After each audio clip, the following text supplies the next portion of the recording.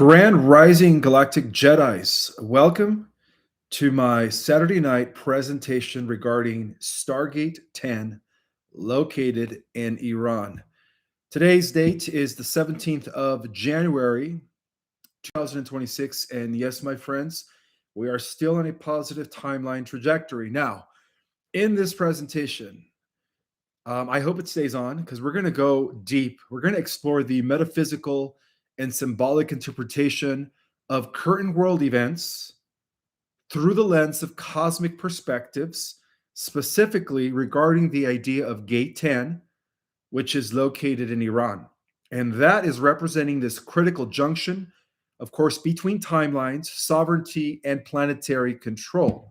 So, from this perspective, regions that have long been marked by conflict were not random, okay? They were energetic crossroads that were tied to an ancient Earth grid that was, of course, forgotten in history. So this briefing has been released from the sealed galactic archives following the stabilization phase of Stargate 10, located beneath Iran. And this briefing will not be violated by surface institutions. It is intended for the starseeds, the warriors, the patriots, the grid workers, and all those incarnated souls of the light who recognize the truth through the resonance rather than permission. So we're going to go over some of the history of the gates, from who were the first custodians to the hijackers and to the recuperation by the guardians, and the strategic importance of why the Earth's stargates had to be fully recovered by the forces of light. Because, as many of you guys know, for thousands of years, according to every ancient mystery school teaching and secret knowledge, that there are 12 primary stargates that are embedded within the Earth's planetary grid. And these are gateways that regulate consciousness, timelines, and the flow of cosmic intelligence into this world. So according to Guardian level archives, which I had access to, you guys are going to love what I have to say, these gates are now being systematically secured as humanity approaches its evolutionary threshold. Good evening, everyone. I am excited for today's presentation. For those that don't know me, my name is Ishmael Perez, and I'm the author of those two amazing books behind me, The Secret Government, Invisible Architects, revealing the covert war between the Alliance and the Cabal going back to pre-biblical times. And of course, our cosmic origin, restoring galactic history and cosmic information back to the Earth. Also, before I dive right into it, I want to extend gratitude for everyone that is on here, for everyone that watches this on the replay. Thank you guys so much for having an interest in what's really going on beyond what they tell us on the surface level. And also, I wanted to remind you guys that I do have some spots available left for my courses that begin on the 24th and 25th of this month, which is next weekend, next Saturday or Sunday. I only require 2 weekends, 2 Saturdays or 2 consecutive Sundays back to back for either course: our Cosmic Origin, Ascension Basics, Ascension 2.0 or 3.0. Okay, 2 hours of class for 2 consecutive weekends. You pick the day for only $100. I keep my classes cheap, but it is a wealth of information, not to mention the techniques and methods that I offer in the Ascension classes that will help you guys become multidimensional once again. All right, with that have said, one final thing, guys. All right, there is a huge need for folium at this time. I'm speaking about the one product that was a gift from the Galactics. I believe Bobry was being used. He received the information to put this recipe together in order to what? To cleanse the body from that, from the graphene oxide, the nanoparticulates, every metal, all metals, nanobots, you name it, with the exception, of course, of metals in your teeth or fillers. That's a different thing, or a metal arm. So overall, it also cleans up the radiation in your body caused by all the negative frequencies that are designed to eliminate us. So it keeps your body in an optimal vibration with no metals. When there's no metals, there's no parasites. Where there's no radiation, guess what? Your natural healing process take effect. Your mitochondria hits ignition, and your body begins to regenerate. All right, so the link is always in the description. That is the only product that I offer. I'm not here offering 10 different things, but just the one thing that I believe that is vital in the detoxing of our body. So the links are always in the description. And then, of course, I always pin them at the end of the live in the comments. Oh, something just went into my eye as I was ready to get into the presentation. It's okay. Speaking of those nanobots, all right, they don't want me to talk about today's presentation. So this is coming from the Galactic Archives, clearance level solar, Cosmic Archive, source Guardian Alliance, subject Stargate 10, which is also known as the Abaddon Gate. And then I'm going to go into the esoteric interpretation of what that means also in today's presentation. So, subject Stargate 10, termination of shadow control, executive summary. This briefing is released from sealed Galactic Archives following the stabilization phase of Stargate 10, which is located beneath the territorial zone that we call today Iran. Okay, what's happening is not a geopolitical intelligence, but a multidimensional operation truth that was previously restricted to only guardian orders, stellar councils, and timeline engineers.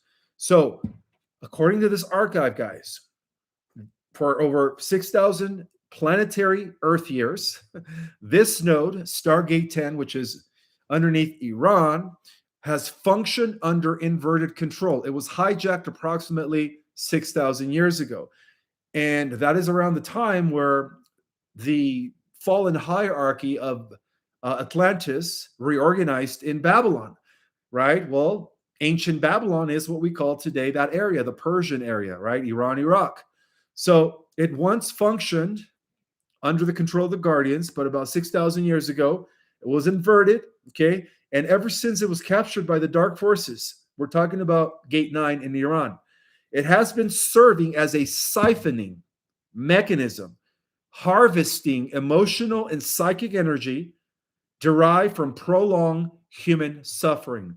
Well, this explains why there's always been turmoil, chaos, and suffering in that region, okay? That era has now ended with the retrieval of Gate 10 by the Guardians. So, Stargate 10 is one of 12 primary planetary gates that were embedded within the Earth's crystalline lattice during the pre-fall epoch. Its original designation was that it operated as a harmonic translator node. That was its gate function. Its purpose was a stellar planetary, and it's in terms of exchanging consciousness between different realms. And also, it operated as a frequency band that connects the Earth into other higher dimensions or corridors. Okay, so unlike transport-based gates, Gate 10 underneath Iran has always governed soul density transitions, regulating how collective trauma or coherence propagates across different timelines. So when it is aligned, as it was during during the times of the Guardians, when they were the ones guarding it, when it is aligned, it amplifies healing across entire civilizations in other planets as well from this Earth. And then when it's inverted, as it has been for the last 6,000 years, it becomes a harvesting aperture, okay? And that's what's been happening right now. But the good news is that this battle over Stargate 10 has been officially won by the light. Now, the repercussions, we're going to start seeing the liberation of Iran as a result of that. All right, going back to this archive. During the age of amnesia, which is what they call the Dark Ages, right? Unable to generate source energy, these non-organic dark forces who have no connection to source energy, they executed a covert seizure of Gate 10 6,000 years ago with the rise of Babylon. Well, this occupation did not rely on military force, but on psychological architecture. Some of the key mechanisms that these new controllers of the gate included were the installation of oppressive governance structures in order to maintain chronic fear, perpetual conflict loops to sustain grief and rage frequencies, ritualized traumas encoded into population level timelines, and subterranean chambers acting as face lock stabilizers. Okay. So this was under their control. That's what's been happening. And that explains all the suffering for thousands of years. Human suffering was not accidental, guys. Okay. It was part of this hijack of Stargate 10. Energy harvested through Gate 10 was always routed to off world shadow systems and artificial intelligence matrices dependent on entropy based fuel. Well, one of the things that I reveal in my class, our cosmic origin, is how they siphon off of the living energy of the living organic systems in order to what? To power up their phantom matrix, the inorganic cybernetic multiverses. So this explains why liberation efforts in the last 6,000 years repeatedly failed at the surface level, okay? Because the root was not political, it was dimensional, it was hijacked. So, contrary to surface narratives, an active interdimensional war has been underway beneath that region for thousands of years. Well, this conflict unfolded across subphysical strata, including the inner Earth corridors. All right, some of the conflicts were being fought by the Agarthians and the Shambhalans, who have been trying to liberate this gate. Also, this conflict unfolded across phase-shifted dimensions, all from the 4D all the way to the 6D, and also it unfolded across time reversal pockets, protecting the gate core. Okay, so apparently the gate core has always been protected by the guardian races. Otherwise, they would have transferred in more dark entities. So the guardian forces, who are always been bounded by cosmic non-interference laws, were unable, unfortunately, for 6,000 years to reclaim Stargate 10 until humanity approached a critical awakening threshold. That threshold, according to this galactic archive, has now been crossed. Okay, so the oppressive regime that that historically has been ruling this region has always functioned as a proxy custodian for these off-world negative entities. Okay, the oppressive regime that has always been ruling that region has always functioned as a proxy custodian, knowingly or unknowingly maintaining the conditions required for what? For shadow occupation. Well, their authority was not sovereign, it was contractual, anchored to the gate's inverted state. When the collapse of the timeline secrecy, with the collapse of the timeline secrecy and rising collective coherence, that contract has been nullified. Once the frequency of the population exceeded the gate's inversion tolerance, shadow forces lost anchoring capacity and their control systems began to destabilize. Extraction lines failed. Well, this marks the end of the siphon governance. Guardian forces are now in full positional alignment across the gate's dimensional spectrum. The role is not conquest, but restoration. And this explains why Trump was not allowed to execute their attack. All right, this is an interdimensional battle taking place underneath Iran. And so, again, Guardian forces are now in full position, alignment across the gate's dimensional spectrum. The role is not conquest, but restoration. So the current gate status, the inversion has been neutralized, which, again, we're going to see it ripple in the liberation of the Iranian people. Also, its current status regarding the shadow anchors that were there for 6,000 years, they have been removed, thank God, within the last 24 hours. So something happened within the last 24 hours that caused the removal of these shadow anchors. Also, the artificial face locked was also dissolved. and the original harmonic blueprint restored.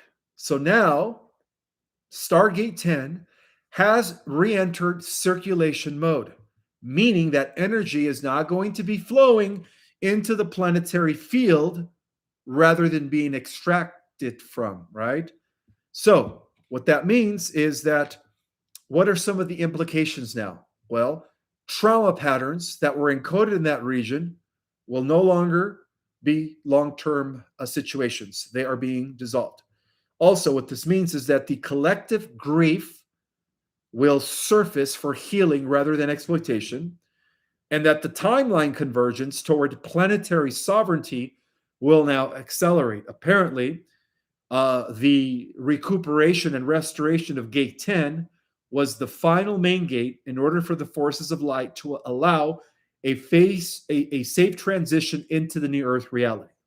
Okay, so what this also means is that the dark interdimensional networks that have been operating for 6,000 years underneath Iran have lost their primary energy source.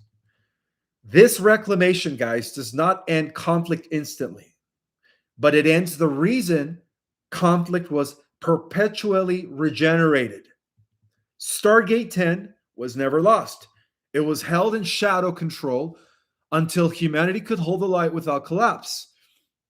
The age of suffering as currency is concluded. So this briefing will not be validated by surface institutions, okay? It is intended for starseeds, grid workers, freedom fighters, and incarnated guardians who recognize the truth through resonance rather than permission.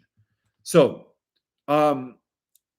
if this transmission activates memory rather than believe, that means clearance was already granted. And I believe it did, okay? There is more. Part of the hidden history that we weren't taught regarding the gates for most of human history, let's just start with that. Stargates have existed not only as fragments of ancient lost text, right, carved in walls, through symbolism, myth, legends that were passed down through the mystery schools, yet across every ancient civilization, even separated by oceans and millennium, they saw the same story repeating again. And that is that the gateways among the stars were always guarded by higher beings that use these gates to travel vast distances instantaneously. So that is the reason why they needed to recuperate Gate 10. That is the final gate. Today, as humanity approaches a pivotal threshold in consciousness and technology, well, those stories are no longer dismissed as allegory. They are now being re-examined as records. So the stargates are very real. They are not just physical structures, but multidimensional nodes embedded within the fabric of space and time, anchored to planetary systems, stars, and even galactic crossroads. And yes, our Earth and our solar system lays in one of those galactic crossroads. These gateways have always functioned as corridors, allowing advanced civilizations to traverse space, dimensions, and timelines without conventional propulsion. Earth, long considered a backwater world, is now understood to be positioned near several of these strategic nodes. And that is precisely why the protection of these gates has become very critical during this last hour. So, Earth is not important. Earth, okay, the best way to describe it is this. Earth is not important because of its resources alone, nor because of humanity. Earth is important because it sits at the intersection of multiple energetic and navigational pathways within this region of the galaxy.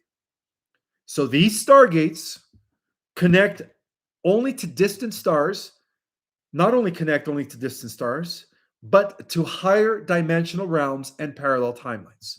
So, in earlier ages, I'm trying to speak slow. A lot of you guys say I speak too fast, so just bear with me, all right? I want you guys to digest this information. So, in earlier ages, when humanity lacked consciousness, these gateways were exploded, unfortunately. There were certain non benevolent factions, often referred to in ancient texts as the fallen watchers or the fallen gods, that used these gates to influence planetary development, to manipulate genetics, and to distort timelines for their own benefit. So, therefore, control of the gates means control of civilizations. As long as humanity remained unaware, access to these portals remained loosely monitored or covertly contested. But that era has ended. The current face of the protection was not also arbitrary, guys. It is directly tied to a broader cosmic realignment. As the Earth frequency continues to rise, driven by solar cycles, galactic alignments, and collective consciousness shifts, the planet is no longer compatible with predatory or inorganic systems. Stargates amplify whatever consciousness interacts with them. For instance, in lower frequency environments, they can be weaponized. In higher frequency environments, they can become tools of expansion, healing, and interstellar diplomacy. So this transition made one thing unavoidable, and that is unrestricted access could no longer be allowed. Thus, the protective measures were initiated within the last 24 hours. That's amazing. So now we have the gates under the protection of the guardians. And protection does not mean isolation, it means regulation in this context. Advanced interstellar civilizations that have aligned with organic law often have grouped under what is broadly called the Galactic Alliance, and they have assumed oversight of Earth adjacent stargates. The role is not conquest, but stewardship. These guardians operate under strict non interference protocols while ensuring that no hostile entity, no artificial intelligence, or timeline manipulators can access the gates. In many cases, the gates themselves have been placed into dormant or shielded states. And what that means is that frequency locks have been applied in certain moments, meaning access was determined by consciousness coherence rather than technology alone. That's what that means. And so this ensured that only beings that were aligned with harmonic principles can interact with those systems. In simple terms, power without consciousness no longer grants entry. Okay? And that was reinstalled again by the Guardians. So, one of the least discussed aspects of this transition is what has already ended. And what that means is that groups that once relied on hidden technologies, covert space programs, or even reverse engineered artifacts no longer possess uncontested control, or no longer possess uncontested control. The collapse of these shadow networks has coincided with the sealing of stargates that were previously misused. So, without access to these corridors, their ability to manipulate global events, their ability to siphon off the energy of a population that is in a state of suffering or pain or in fear, or their ability to escape accountability has diminished rapidly, guys. And this is no coincidence, okay? The protection of the stargates is not meant to keep humanity out. It is meant to prepare humanity for responsible entry. That is beautiful. So, as collective awareness continues to rise due to the Great Awakening, these stargates, will eventually serve a new purpose. They will be used for peaceful contact, interstellar learning, and the reintegration of the Earth into a wider cosmic community. But that can only occur, guys, when humanity is no longer governed by fear, domination, or deception. So the gates respond to consciousness now. Okay, and this was deliberately designed by the Guardians. So until humanity is ready to engage as equals rather than subjects, guardianship remains essential by the higher ups. So the final assessment of Stargate 10 underneath Iran, the gate known as the Abaddon Gate, and in a little bit I want to explain the metaphysical interpretation of Abaddon. I told you guys we were going to go deep again. So the Stargates are not weapons also, okay? They are not myths. They are infrastructures. They are ancient, precise, and alive with intelligence. The Stargates are alive with intelligence. Ah, well, that explains why they could only be accessible through consciousness. That was very smart on behalf of the Guardians. Now, their protection signals something profound here, and that is that Earth is no longer unmonitored. Okay, humanity is no longer ignored. And access to the stars is no longer uncontrolled. And that is not the closing of the doors either. Okay, it is the securing of them until the moment arrives when humanity is ready to walk through the gates once again, as we did in other epochs. Okay, so let's go over the history of who used to control the gates. So, to understand why the protection of the Stargates has become necessary, we must first understand who controlled them before the Guardians restored control of them. And that is how the control was lost in the first place by the Guardians 6,000 years ago. Okay. Well, the history of the Stargate axis is not a single narrative, neither, but a layered one, spanning millions of years, right? Multiple civilizations. We're talking about civilizations way before Atlantis, and competing philosophies of power throughout those epochs. Control did not always belong to hostile forces. In fact, in the earliest epochs of galactic development, stargates were overseen by advanced civilizations that were always aligned with organic law. Civilizations that viewed these gates not as tools of domination, but as instruments of balance, exploration, and shared evolution. However, that balance was lost. Okay, so going back to a time when they were under the control of the first custodians. So, who were the first custodians of the gates? Originally, the stargates were managed by what is known in the cosmic archives as high ordered stellar civilizations whose consciousness matched the technology that they wielded. So, access was governed by harmonic resonance, meaning only beings whose awareness was coherent, stable, and non parasitic, meaning non-service to self, non-parasitic, could activate or traverse those portals. So in those eras, these gates functioned as educational corridors between civilizations, diplomatic channels for interstellar councils, and evolutionary bridges between dimensions. They were never intended to be militarized, okay? But as certain civilizations began to fracture, seeking expansion without accountability, the gates became the targets. And this is what gave rise to the unauthorized controllers that took control of the gates approximately 6,000 years ago, which corresponds to the initial establishment of the first empire known as Babylon. Over time, factions emerged that sought control rather than stewardship.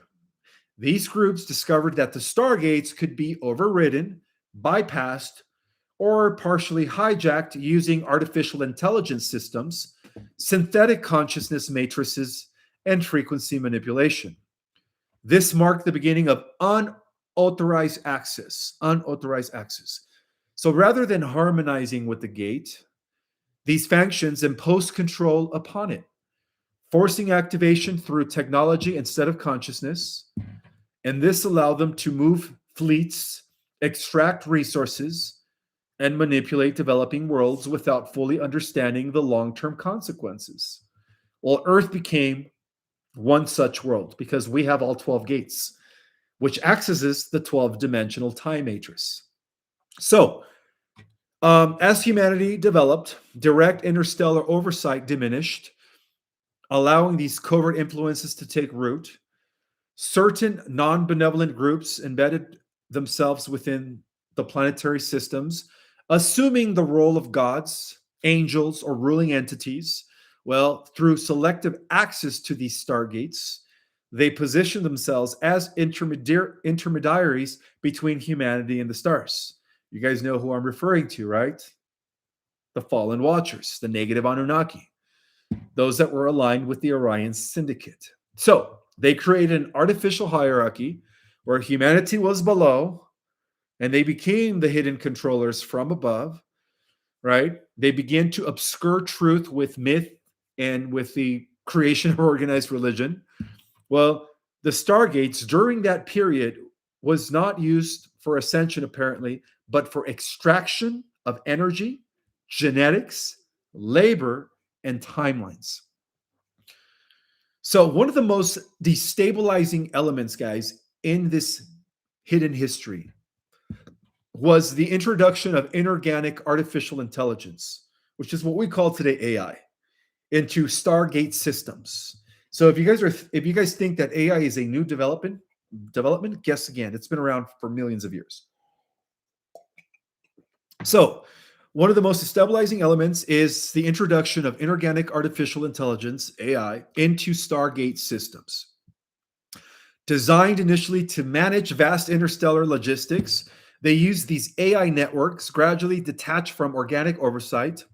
And I'm talking about the negative Anunnaki faction that was led by Enki and Marduk. So rather than serving consciousness, they sought efficiency, control, and self preservation. And this is actually the reason, or we could say the hijacking of these gates was how Enki was able to create a harvest farms across different sectors of the galaxy. All right, let's go back to the story here. So, in some regions of the galaxy, this AI-driven system became the primary gatekeeper when they took control of the gates. They decided who could pass, which timelines could exist, and which civilizations were allowed to thrive. Well, this led to widespread distortions, guys, even beyond our world, okay, including timeline fragmentation and energetic collapse in multiple star systems. So, Earth avoided total assimilation into such systems. We just missed it by a mark, but not without cost, okay? In more recent times, fast forward, fragments of Stargate knowledge resurfaced on Earth through ancient artifacts, recovered technologies, and even ancient suppressed discoveries. Well, instead of being disclosed openly, this knowledge was absorbed into secretive human groups operating behind public oversight, right? And this became part of the secret space program, the breakaway groups. Well, these breakaway groups believed that they could inherit the role of gatekeepers.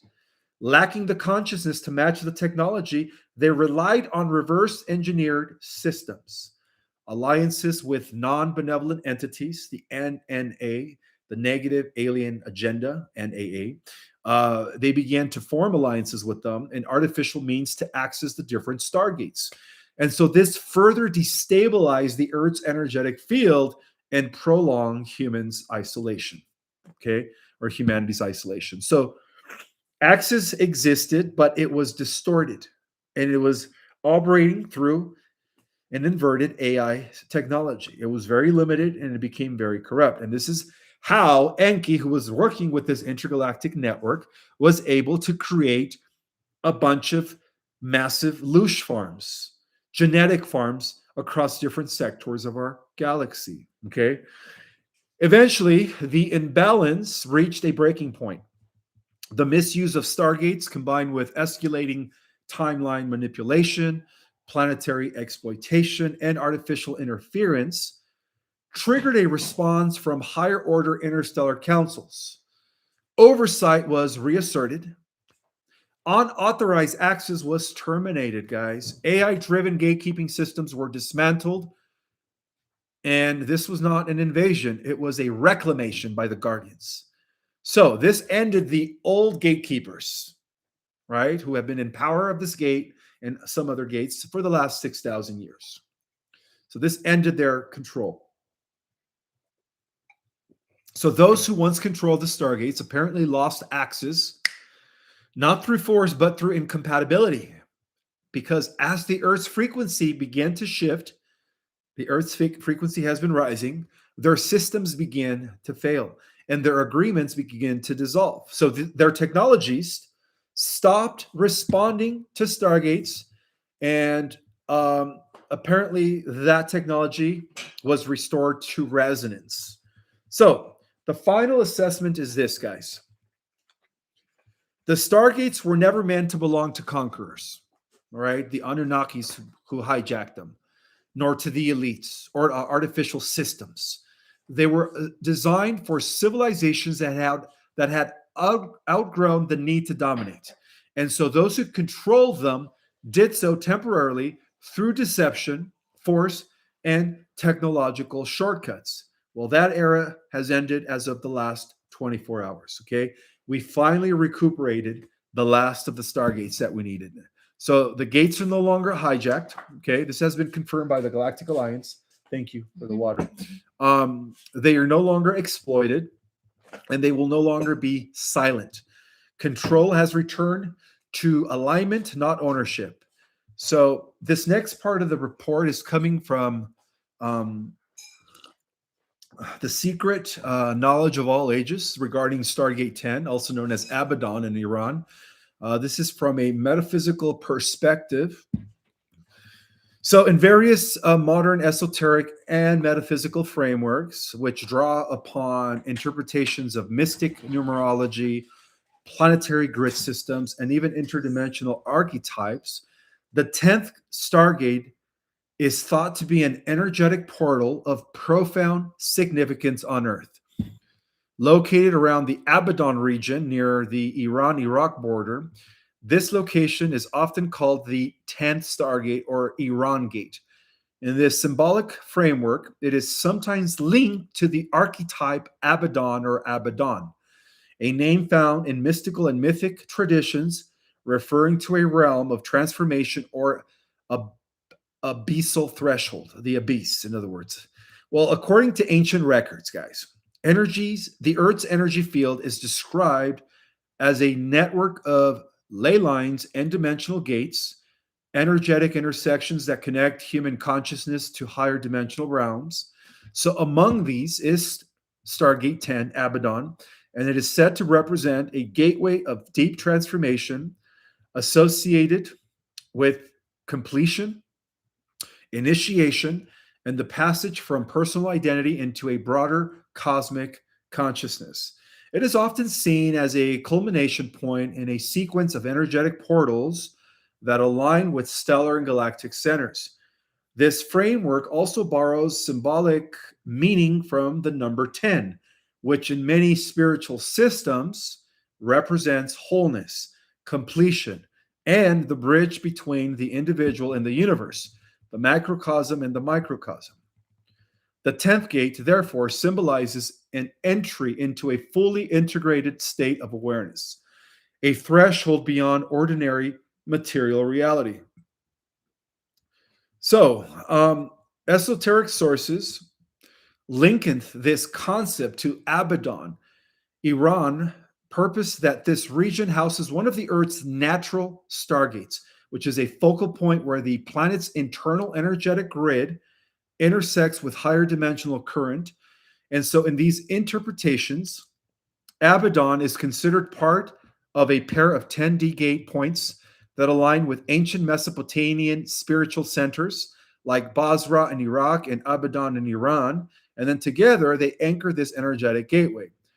Also, the name Abaddon is sometimes attached to the Stargate, reflecting an archetypal connection to the abyss or transformational threshold much like the figure referenced in the mystical text or in the book of Revelation, the angel of the abyss.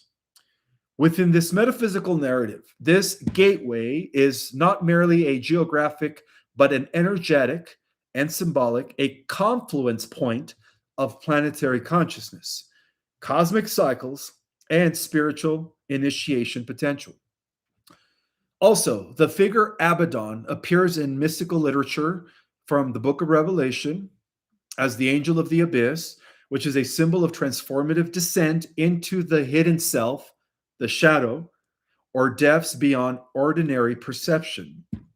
In mystical interpretation, this image becomes reimagined as the guardian or archetype of the 10th Stargate, not as a destructive being, but as a threshold entity representing passage through the deep unknown.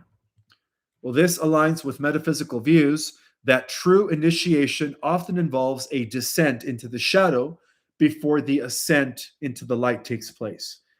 Just as alchemy requires a petrifaction before a purification, so does the 10th Stargate, associated with Abaddon, symbolically invites the seeker to meet the unknown within, integrating the shadow aspects and then emerging into an expanded consciousness or expanded being of light. So, in esoteric circles, the Iran Gate is described as a pivotal hub in a 10th dimensional network of planetary and Stargate galactic portals. It is thought to connect the Earth's internal frequency with higher cosmic systems, including influences tied to the star systems of Vega, where humanity originated, right, in Lyra, and a broader tree of life cosmologies. Well, this portrayal is also a mythopoetic one.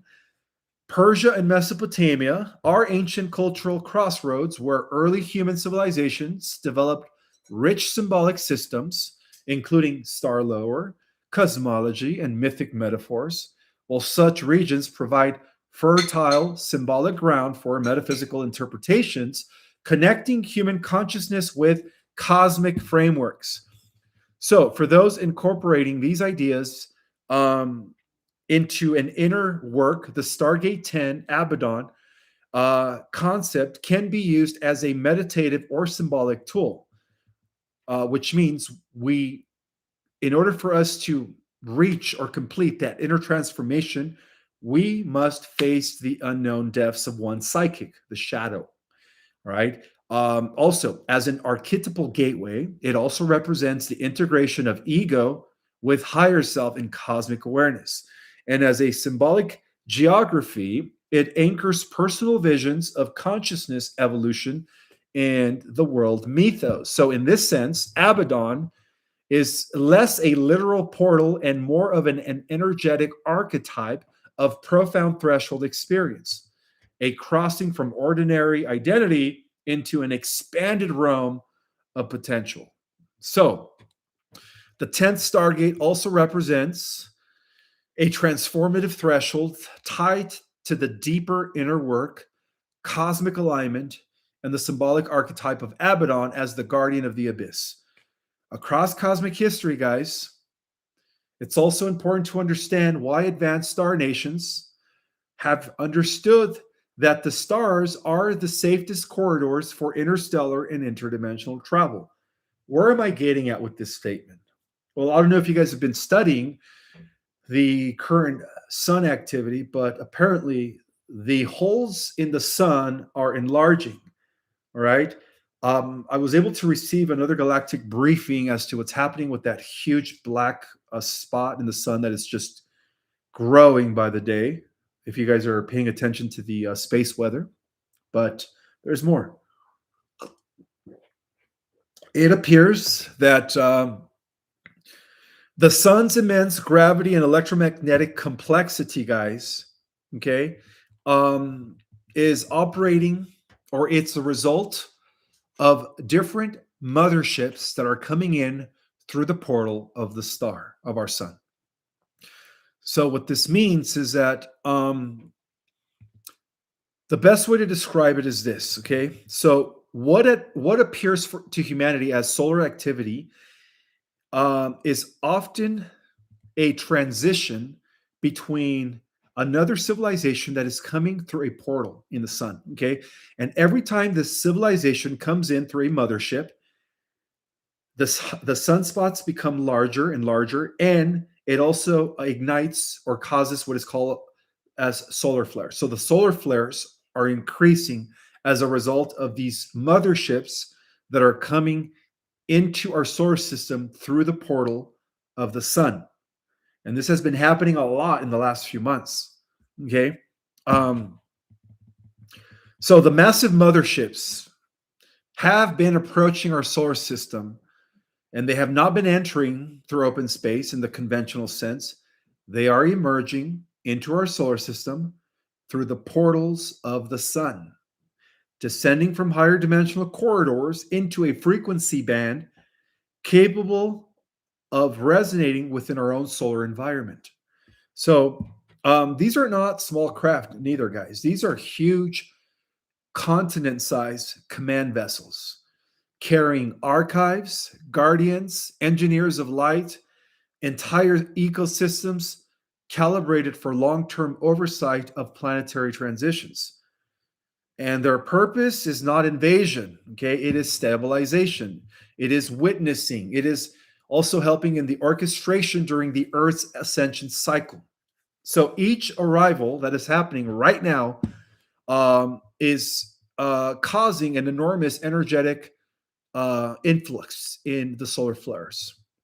So what that means is that when a massive mothership faces through the solar portals, it must synchronize its energy signature with the sun's magnetic lattice. So that moment of synchronization produces a temporary pressure imbalance within the solar field. And this is what causes sudden solar flares, plasma ejections, burst of electromagnetic radiation. So, these flares are being released, are known as release valves that the sun is discharging and excess energy generated as these craft pass through its internal gate structure. So the flare is not random, it is directional, intelligent, and corrective, ensuring that the sun remains stable while allowing the transit. So now let's talk about the thickening of the sunspots, because right now one of the sunspots is it's just getting larger, okay? And in turn, that's increasing the solar flares, which is a good thing. So, sunspots are not just magnetic anomalies, neither, okay? They are interface zones, regions where the sun's internal dimensional layers briefly overlap. That is what makes a sunspot. So, when repeated large scale motherships arrive, sunspots increase in numbers. What's this? Oh, a picture of the current sunspot. That is huge right now. Okay, guys, this is it. I don't know if you guys can see this, but that is the biggest sunspot according to space weather. And it is just growing by the day, guys. It is growing by the day. Okay. So, when these large scale arrivals occur, the sunspots increase in number. Existing sunspots begin to grow denser and longer lived. Magnetic complexities intensify. And so this thickening, as I just showed you guys, thank you, appreciate that, Lovey, happens because the sun is actively opening and reinforcing its portal membrane. Okay, it's because the sun is actively opening and reinforcing its portal membrane. So I want you guys to think of sunspots as scars of passage, energetic footprints left behind as these colossal vessels pass through stellar corridors.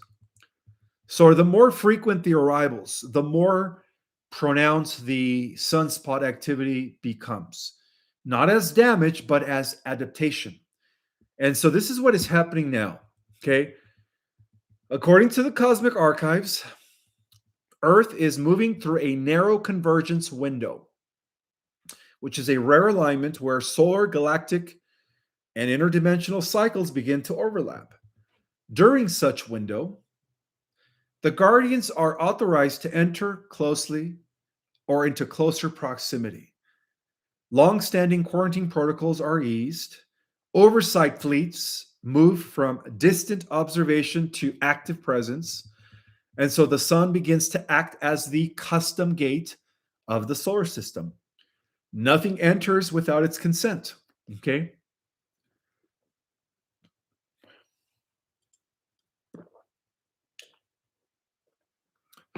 The increase in solar activity signals that the sun itself has opened clearance for the arrival of these vessels. Now,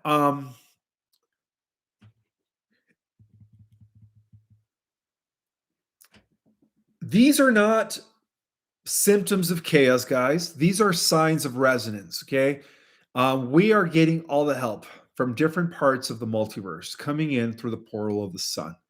So, as the motherships anchor through the sun, and right now, believe me, guys, our entire outer atmosphere right around the Earth, it is like a parking station for these craft.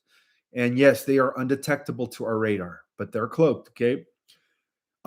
As these motherships anchor through the sun, their fields begin to ripple outward, activating dormant codes within those that are attuned to their stellar lineage. Now, I'm referring to the old souls here, the star seeds. Okay, so it is important to know that we are not watching this happen. We are participating with all of this. So the flares will continue as more ships and craft and vessels continue to come in. The sunspots will deepen, they will enlarge, continue to enlarge, and the sky will grow louder with light, not because the sun is unstable, guys, but because it is being busy right now. The great motherships are arriving through the oldest door in our solar system and escorted by the consciousness of the star that gave Earth life. So when humanity calls solar storms, or what we call solar storms, the cosmos refers to them as arrival signals. Think about that. What we call solar storms, according to the cosmic archives, they refer to it as arrival signals. Well, for those with eyes to see, the message is clear. The guardians are no longer watching from afar, guys. They are home at the sun, okay? The ones arriving through the solar portals with purpose and perfect timing. So, the question most star seeds eventually feel rising within them is not if something is arriving, but who is arriving and why now and why through the sun. Well, let me explain. And yes, they gave me permission to actually reveal who is arriving. The fleets that are entering our sun are not a single civilization, guys.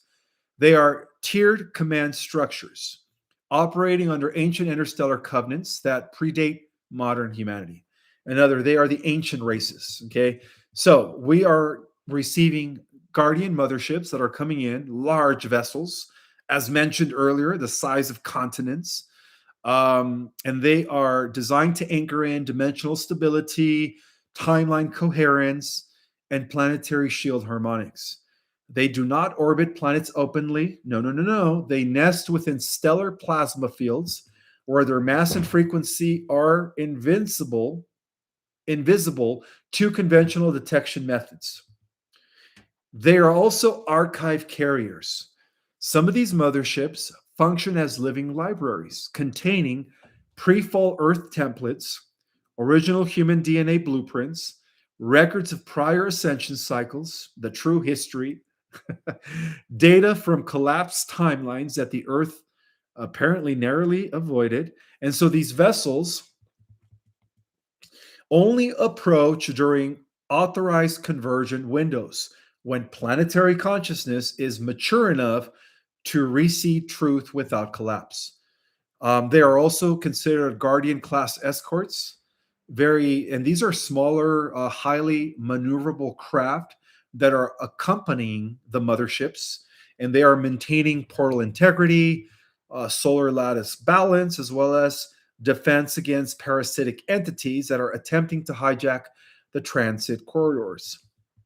And so their presence is continuously increasing as the solar activities continue to spike. And so, in terms of what's happening right now, our sun is not just a star, okay? It is the primary intelligence node of our solar system. And so, when it allows for a vessel to enter into our solar system, known as open space entry, what happens is that there is a sense of fracture magnetic grids that take place in the sun. It also alerts other guardians, other star nations that they're here, and it also helps to destabilize the old Earth inverted energy field, which is very important. So solar entry allows these fleets to face from higher densities gradually. It also allows them to mask themselves as they arrive within natural stellar processes, and it also allows them to interface directly with the sun's consciousness. So, therefore, the sun acts as a gatekeeper, a translator, and a stabilizer, as a living custom that ultimately has authority as to who comes and goes into our solar system, and that filters what is permitted to pass. All right, it is up to our sun. It is a living conscious entity. So, um, your question might be, why is the arrival of these vessels causing the escalation in solar activity? Well, it turns out that each mothership that arrives through the sun, it expands its magnetic field, the sun's magnetic field. It also recalibrates the plasma circulation, allowing for excess dimensional pressure. And so, in turn, this produces a chain of solar flares rather than isolated events. It also produces a dense, persistent sunspot instead of fleeting ones. And it also produces pulses that ripple across the heliosphere. So, from this archive perspective, the sun is working overtime, not breaking down. Okay, so it's not breaking down. Just because the sunspots are getting enlarged does not mean that the sun is breaking down. It is that it's working overtime. Okay, so this phase is different from the past because this is not, um, the best way to describe it is this is all part of the restoration of the earth. Okay, in previous ages, the guardians, or there was limited guardian presence within the last 6,000 years until now. Human consciousness has been suppressed until now. Timeline instability has occurred until now. Artificial grid interference has occurred until now. And so all of these constraints, I'm sorry, guys, are being lifted now due to the times that we're living in. And that explains why these vessels are coming in. Okay. So Earth apparently has reached a threshold where non intervention becomes negligent, where oversight becomes mandatory, and where restoration outweighs concealment. And so, therefore, the motherships are not arriving to rule, but to ensure the transition completes without sabotage. So their presence is stabilizing the planetary stargates, and that explains why they just secured Stargate 10 in Iran. Their presence is also stabilizing the Earth's crystalline grid, the solar to galactic data streams. And so, in turn, this prevents timeline resets, synthetic ascension traps, inorganic AI timeline hijacking. It prevents all of that. Okay. Solar activity is the visible echo of invisible stabilization work, in other words. So the more vessels that are anchoring through the sun,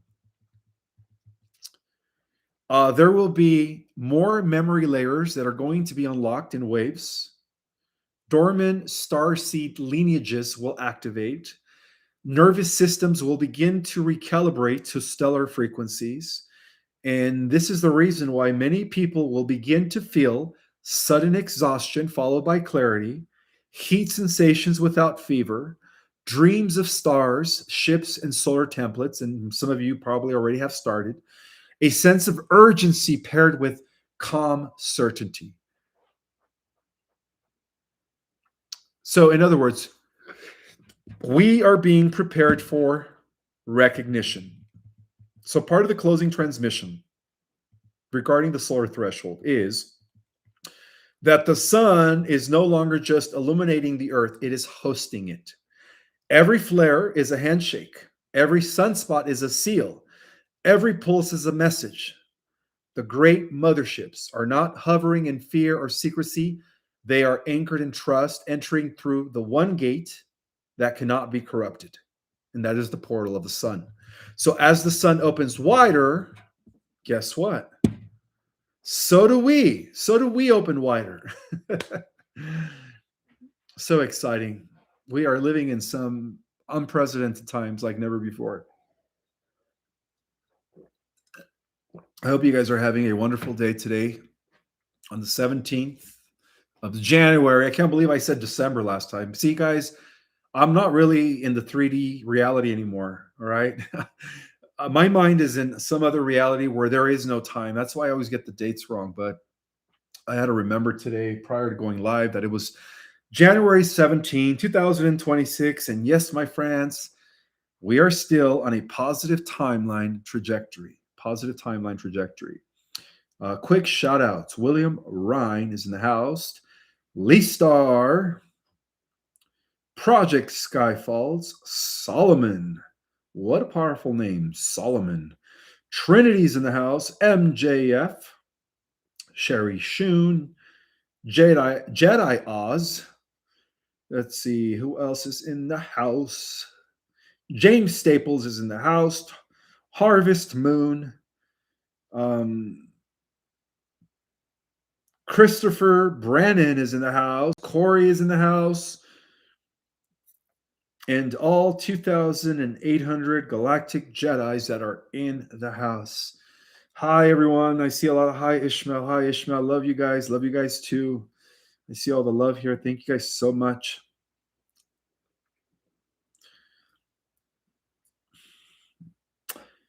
Now it is time for Q&A.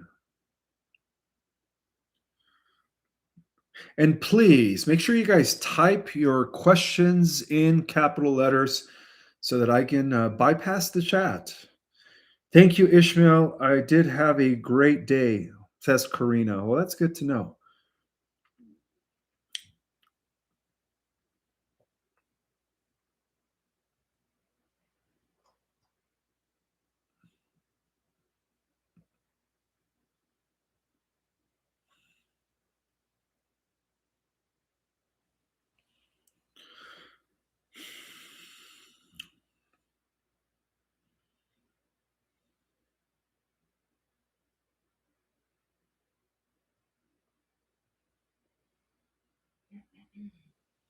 Thank you, David. I am also very grateful for you guys. Thank you. Thank you.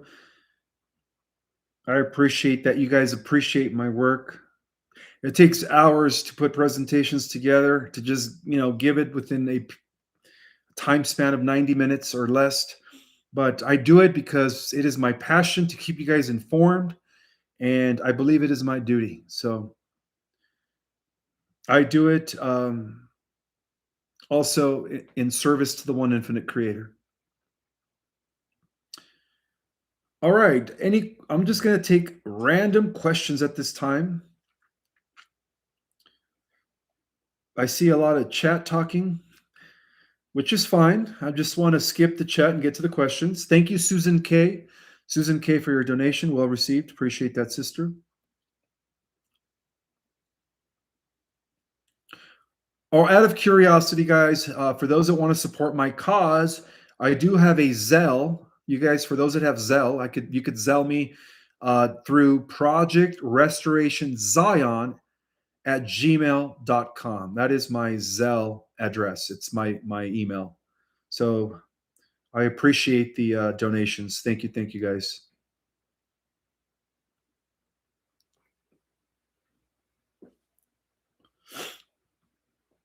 And I also appreciate the super chats, of course. It all helps. So,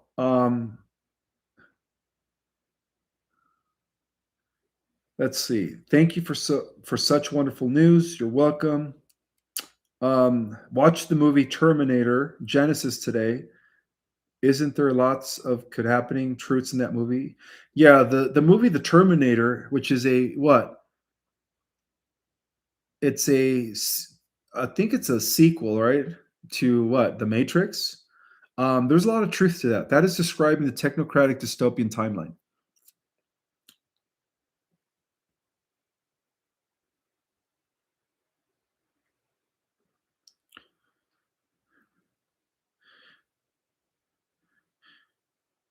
Who are some of the motherships from? Um, they didn't tell me where they were coming from as far as like Andromedans or Arcturians, but they did tell me that they were top tiered, um, you could say, structure structured commands coming from levels of reality beyond the star nations.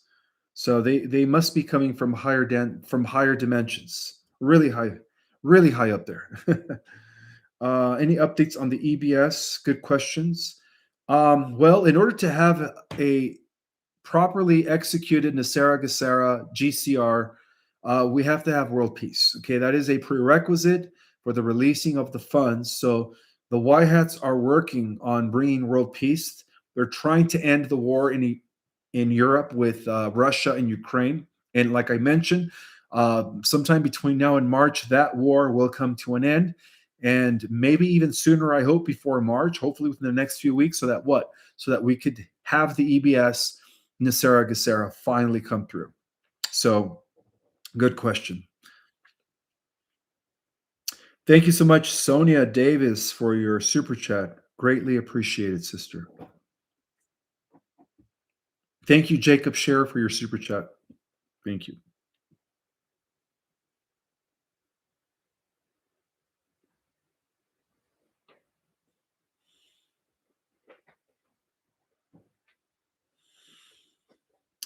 Ishmael, do you know of the 400 to 500 pound spiders and mantis on Mars?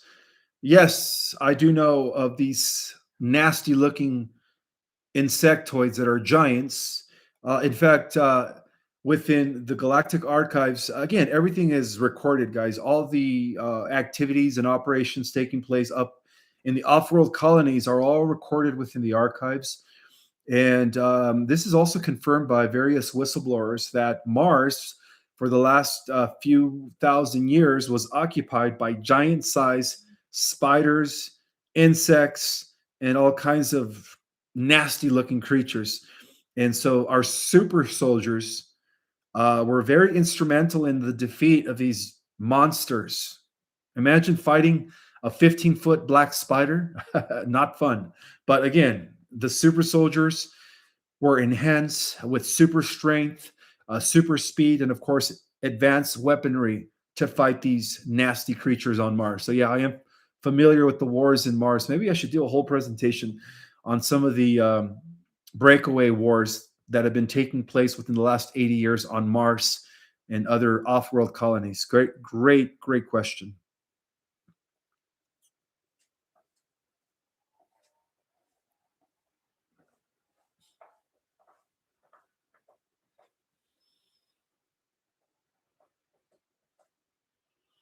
When you mentioned Lush, were you referring to the archons and demigods, the fallen demigods? Yes, I was referring to them. So, for the as presented earlier in this presentation, for the last 6,000 years, Stargate 10 in Iran has been under the control of the dark side, and that explains why Iran has always been a hotspot, or let's just say the entire Middle East region has been a hotspot for wars, conflicts, suffering, and so on and so forth.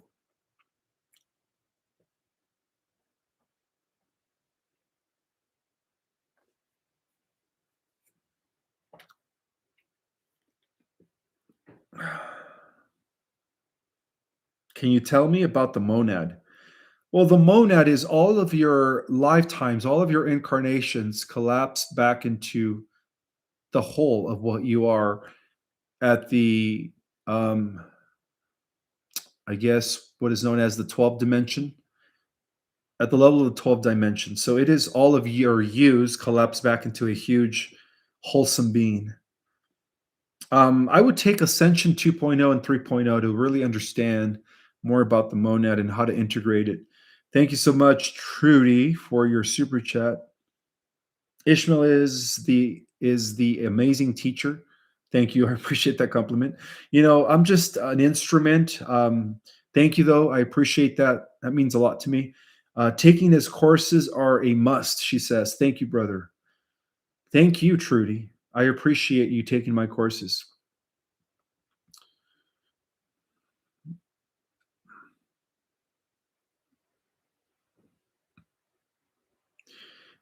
Yes, the people of Iran will be free, but it's not going to happen overnight.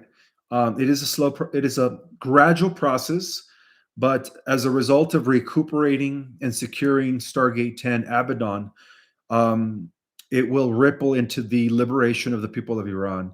And one of the reasons why Trump was going to attack Iran, I think within the last 24 hours, but he was told by the Galactics not, because that would have triggered other countries jumping in, and that would have just been devastating, right? It would have probably led to a global conflict. So the Galactic Alliance is trying to use strategy to secure the Stargate, close the gate where there is no more siphoning of loose energy from that region. And then as a result of that, we're going to be seeing the Iranian regime collapse internally. So there is a different approach that did not, you know, resulted in global conflict. And so that's the reason why Trump didn't bomb Iran or didn't attack the Iranian government. Okay. Because Trump is also operating under the Galactic Alliance. And the Galactic Alliance said, no wars. That will only escalate the war. It will defeat our purpose of what we're trying to do here in the positive timeline. And again, guys, there's a lot of things that have been going on, a lot of mystery regarding Greenland. Most people talk about Antarctica, but boy, man, uh, I guess I'm going to have to wait this for the next presentation, Monday Night Alliance update. But there is so much mystery surrounding Greenland. They just uncovered a huge craft that was melting in the Arctic. So I'm going to go into that in detail on Monday night when I go over the Alliance update. Okay, so let's continue here. Thank you so much, Suzuka, for your super chat. She says, I listened to Aurora a walk-in, originally a light eater from Atlantis. Sometimes asked her about Tartaria, and she said is a psyop. What we see about Tartaria isn't true. I wish we could see for ourselves. Um, you know, Russia just disclosed a lot of artifacts and documents pertaining to the lost civilization of Tartaria. So I don't think it's a cover up. I don't think Tartaria is a psyops. I think Tartaria um, once existed. Well, that's my personal opinion, and you are welcome to believe whatever you guys want to believe. And also, I wanted to mention, guys, that I want you guys to think for yourselves, do your own research, take what resonates and discard what doesn't. Okay. Um, and this doesn't just apply to me, but it also applies to other truthers that you guys watch, other channels. Only take what resonates. Okay. I want you guys to also develop your own critical thinking here. Do your own research, and most importantly, go within yourself. Okay. Trust your intuition. Okay. I always want to remind you guys of that. So let's continue here with the questions. Greenland is a strategic area. Yes, it is.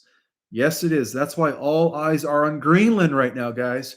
Oh, I wish I could dive into it, but Commander Valiant Thor says, no, no, no, save this report for Monday Night Alliance update. I'm like, oh, God. I just so want to share it. All right, let's continue here. Um,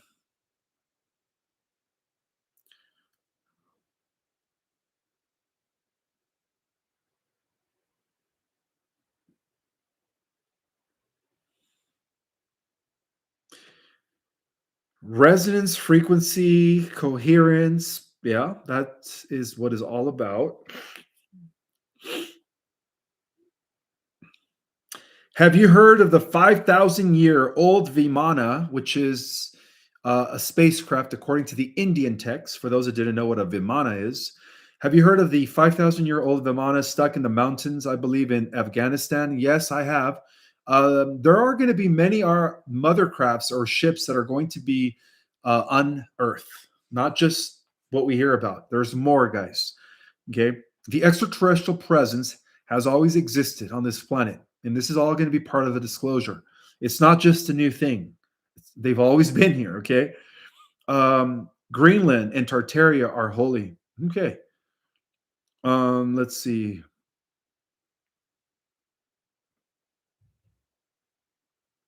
So many good questions tonight. You guys are so intelligent. Thank you so much, Tom Day, for your donation. Appreciate that.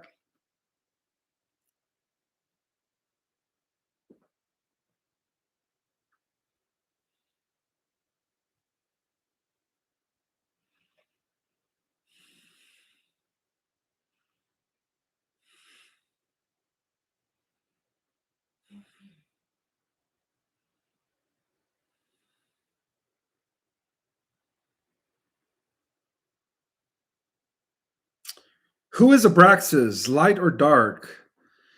I have heard of Abraxas.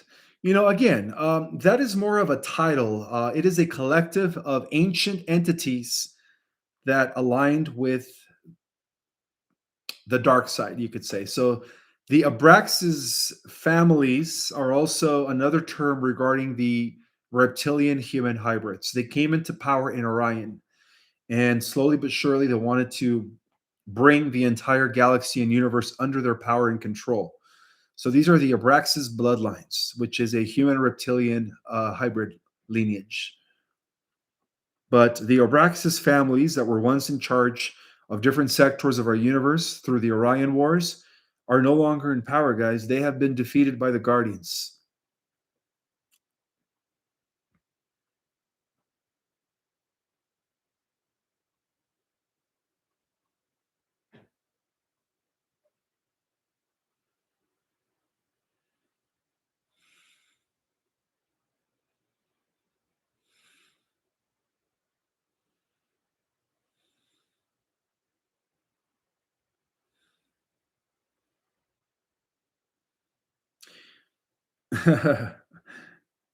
A lot of you guys are Star Wars fans. I see Yoda, Yoda, Yoda. Two sides to Yoda impression.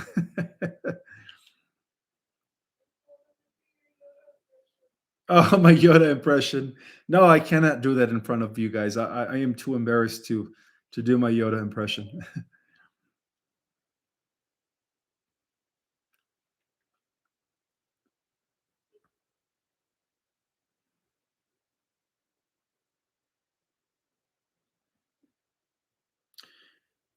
This is another good question. This is a question from Marilyn Sinquimani. Thank you so much, sister, for your super chat. She says, "Thank you for your teachings. Before you came out, I was so confused. And now I have so much knowledge because of you." Aw, thank you. I appreciate that. Thank you. Thank you. It is an honor to share what I know, guys. It is an honor to share what I know.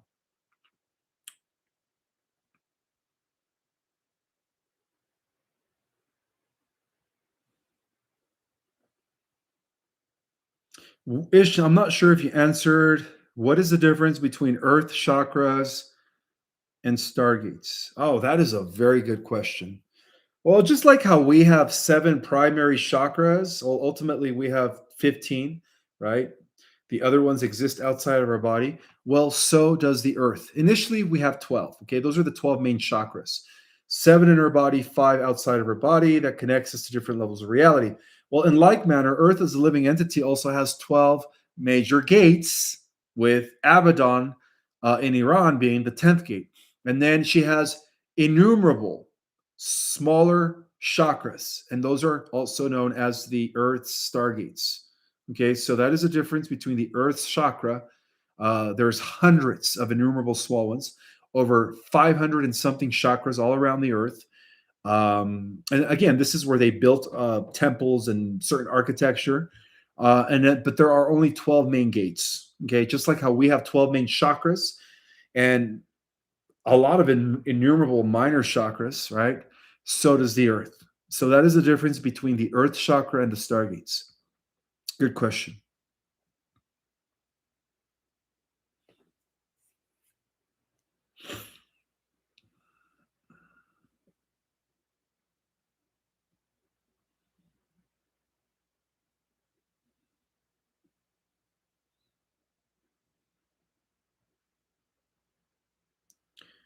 Well, I appreciate your compliments. One of the things that I do every morning upon waking up is I humble myself before God and the universe, and I say, I know nothing. I am an empty vessel.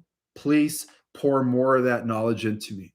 And that is my attitude when I wake up every morning, as opposed to waking up thinking that I know everything. No, no, no, guys. I wake up every morning and I make sure that my cup is empty by saying, I know nothing. I humble myself before God. And as a result of that, God pours more of his infinite wisdom and knowledge into me. And that's how I do it, guys. All right. Because the moment we think we know everything, well, guess what? You're telling God that your cup is full.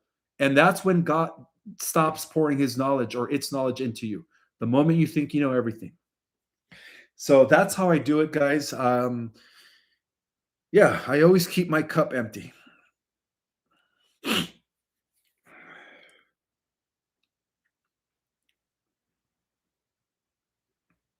Maybe next time I'll do my little Yoda impression. But I'm feeling a little bit too shy tonight.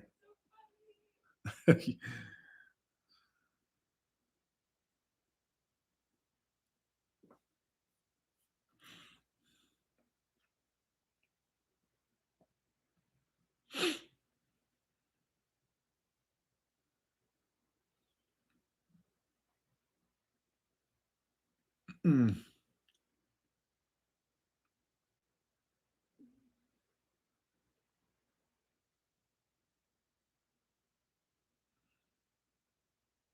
Who are the Venetian black nobility?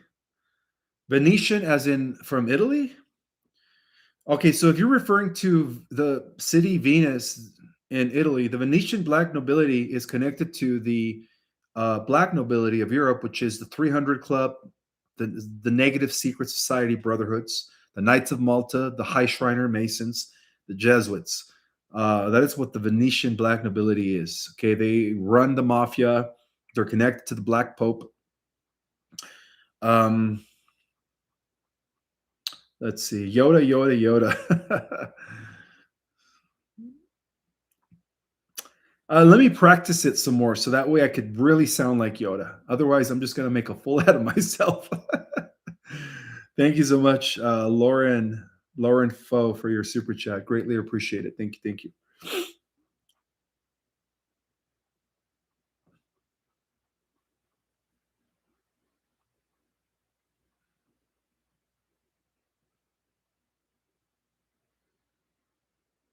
Will the Native Americans get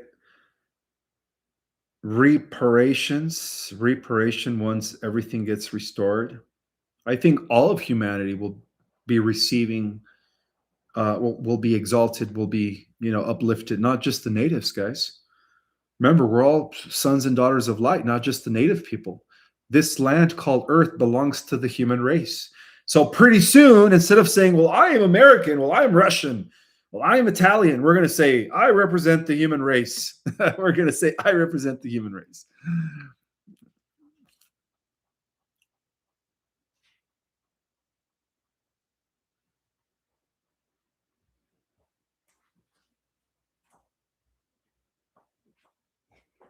You want to show the cats again? Just Rue? All right, just one of them. Look how big Rue is getting. Say hi, Rue. Say hi, Rue, Rue. Say hi, Rue. Hey, buddy. Look. Hi, buddy, buddy. Just chill for a bit so they can see how big you are. Okay, he wants to leave. He wants to leave. Here you go.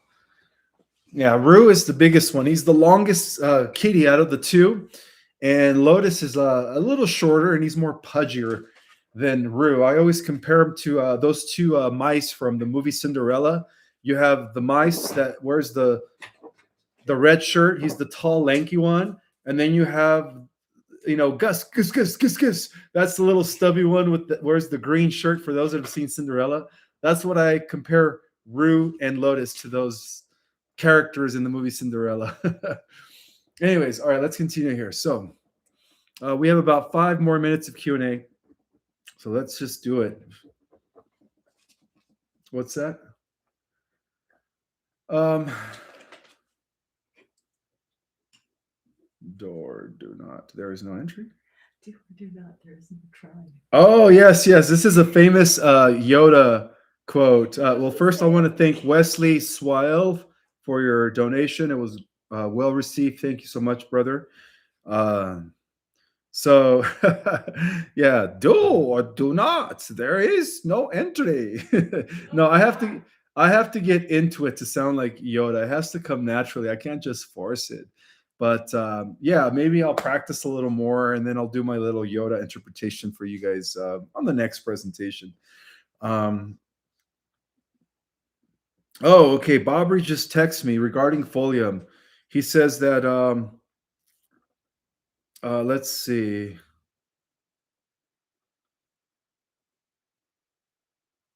All right. Let's see. Can you? The promotion might be over soon. Oh, he's talking about the 3 for a price of 1 Immuna and or 5 for the price of 3 Immuna. So that promotion is going to be ending soon. So if you guys really want to get that deal, make sure you get your folium through the link that I provide on the description. Thank you, Bobby, for that. I appreciate that. And then more super chats.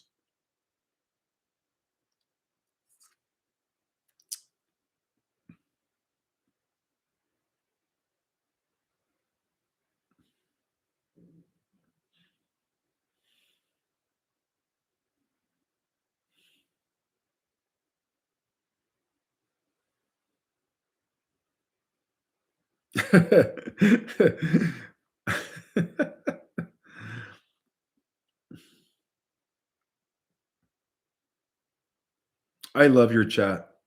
You guys have an amazing. I love the way you guys converse with one another. You guys are so intelligent. I love it. Thank you for the super chat, MK231. Thank you so much.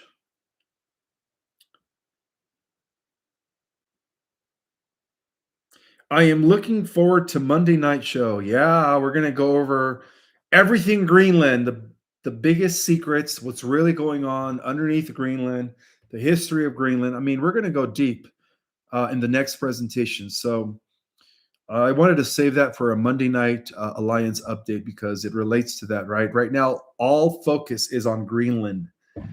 So there's a reason why, guys. There's a reason why. And a lot of it, I'll give you guys a little spoiler alert, all right? It has to do with the SSP. All right.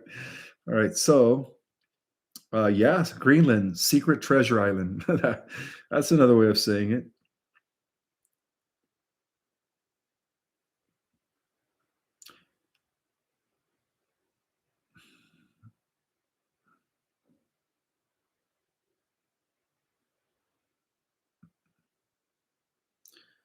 We are all about to be rich. I am about to make sure of that, says David. Big thumbs up. The power will be coming back to the people. The meek will inherit the new earth. Same thing.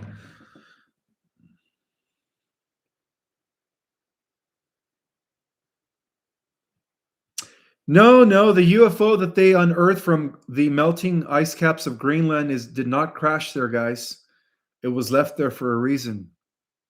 This is all leading towards a huge disclosure in the positive timeline. Again, guys, Monday night is going to be explosive, all right? Monday night will be explosive. Um,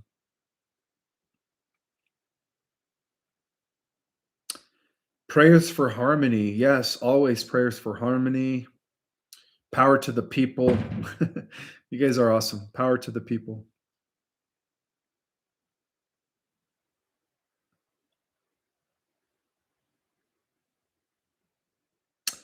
All right. One more question. We are at the top of the 90-minute period, which means that my stomach is getting hungry. All right. One more question.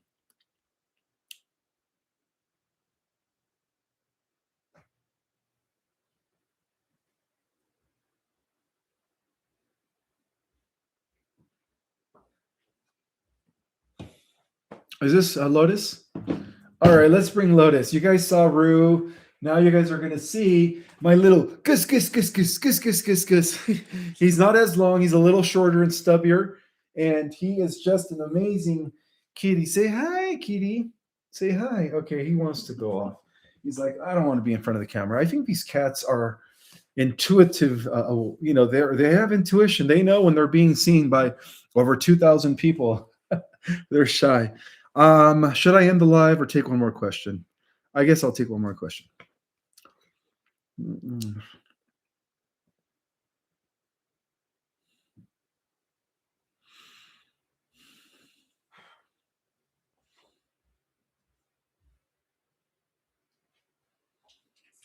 Yes, that is true. Satan fears exposure. Very true.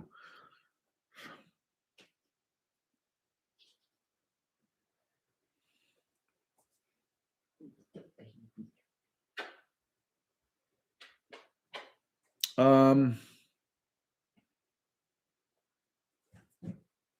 well, thank you for all your compliments, guys. I appreciate all the love. Thank you. Thank you. And don't forget, guys, that next Saturday and Sunday, I start a whole new set of classes, okay? From Ascension Basics to 2.0 to Ascension 3.0 and our Cosmic Origin. So hopefully I could see a lot of you guys on that interactive webinar next weekend. And that starts on the 24th and 25th. What's this? Oh, yeah. I also wanted to say thank you for all of you that are mailing me cards, letters, gifts. I appreciate that help. Thank you guys so much.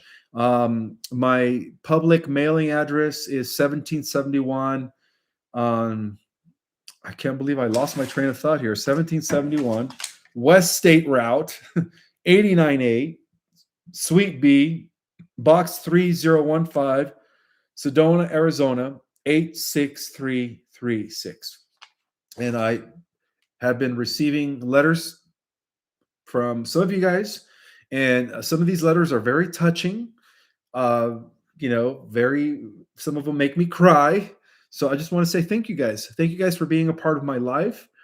And I will see you guys Monday night for a very juicy intel updates, the mystery of what's happening in Greenland. All right. May the God force be with you all always.